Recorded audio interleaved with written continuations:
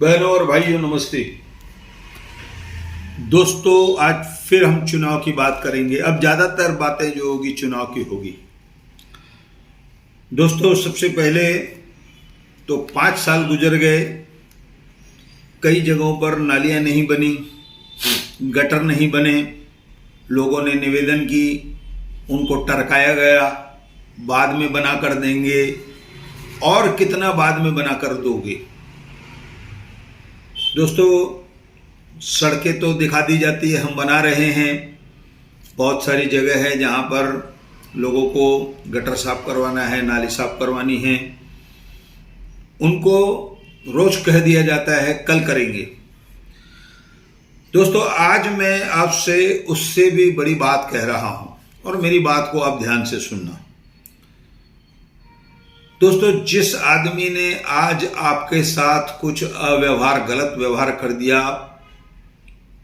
और आपने उसको चुनाव जिता दिया, तो आपके बाद आपसे फिर उसी भाषा में वह बात करेगा। यह मेरी बात ध्यान रखना आप। शब्दों का खेल क्या है? शब्द कौन से शब्द हैं, किस पर इस्तेमाल किए जा रहे हैं? जनता पर, वोटरों पर, या फिर वहां से जो चुनाव लड़ेंगे उन पर? आखिर क्यों इन गंदे शब्दों का उपयोग हो रहा है? सबसे पहले तो कह दिया जाता है हाथी चले बाजार, कुत्ते भौंके हजार। इसका जवाब मैंने दिया था, दोबारा जवाब देने की भी जरूरत नहीं है। आखिर यह शब्द किसके लिए उपयोग किया गया?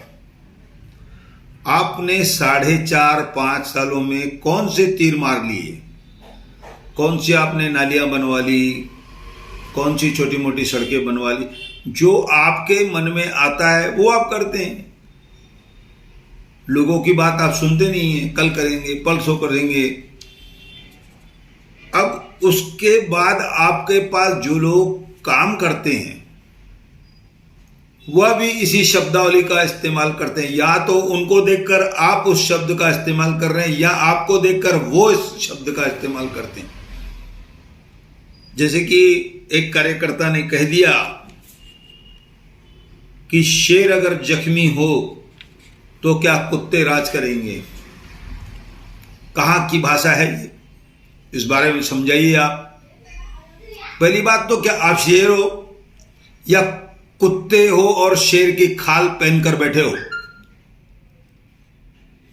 या तो फिर आप शेर हो तो आपको पिंजरे में बंद करना पड़ेगा। ये शब्दावली किसके लिए? जो दूसरे चुनाव लड़ेंगे। आप अपना बैकग्राउंड जानते हो या मैं बता दूं किसी दिन? उसके बाद सबसे बड़ी विडंबना, सिख समाज सबसे बड़ा दानी है। बताया गया एक दिन कि एक अस्पताल चलती है, लेकिन वहां पर बिल लेने का काउंटर ही नहीं है, बिल लिया ही नहीं जाता है। उस दरबार की कंप्लेंट आप करते हो। अब इसको क्या कहें आपको? बार बार उनकी कंप्लेंट करते हो, आप चुनाव लड़ोगे। इस 26 सेक्शन की बात बता रहा हूं मैं, गुरुसंगत दरबार की। उसके बाजू में जो बंदा रहता है, बाद में इसने कंप्लेंट करनी बंद गई। आप नेता होकर उसको उकसाते हैं कि तुमको मैं चुनाव लड़ाऊंगा, और वो दरबार वालों को सताता है, और आप दरबार वालों को जाकर कहते हैं आपकी दरबार है, नहीं तो मैं आपको देख लेता। आप जानते हैं आपको कितना खामियाजा इसका भुगतना पड़ेगा जब लोगों को ये सब चीजें पता चलेगी कि आप कर क्या रहे हैं। आप मुख्यमंत्री की तरह 6-8 आदमी जब कार्यालय से निकलते तो आपके साथ रहते। कुल मिलाकर ये जो शब्दावली है, ये जो शब्द हैं, आपको चुनाव के बाद, वोट देने के बाद किसी दिन सुनने पड़ेंगे। उनसे पूछो ये शब्द आपने क्यों वापरे, आपने कौन से कार्य कर दिए हैं। दोस्तों ये बहुत बड़ी गंदे शब्द हैं, इनका उपयोग नहीं होना चाहिए।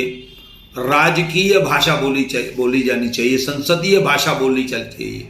आप काम मत करो, आप काम हाथ जोड़ो, भैया मैं कर दूंगा, मुझे टाइम दे दो। आप सीधी ये शब्दों का उपयोग करते हैं। मुझे याद है हमारे मित्र है किशोर एक्सपर्ट वाले, उन्होंने एक नेता से कहा आप सड़क तो बना रहे, हमको गटर तो बना कर दीजिए। उसको जवाब मिला कि बाद में बनाएंगे। छोटे मोटे काम के लिए आपके पास फुर्सत नहीं है, फंड नहीं है।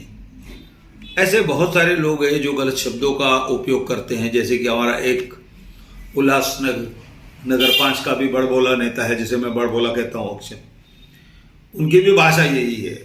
खैर कुल मिलाकर ये जो भाषा चल रही है यह सही नहीं है, उचित नहीं है। इसका खामियाजा आप लोगों को भुगतना पड़ेगा। और समय तो आ गया है, अब कुछ ही समय में चुनाव होंगे, उसके बाद हम देखेंगे कि जनता आपको कितना मान सम्मान देती है। ऐसा कहकर मैं धन्यवाद कहता हूँ।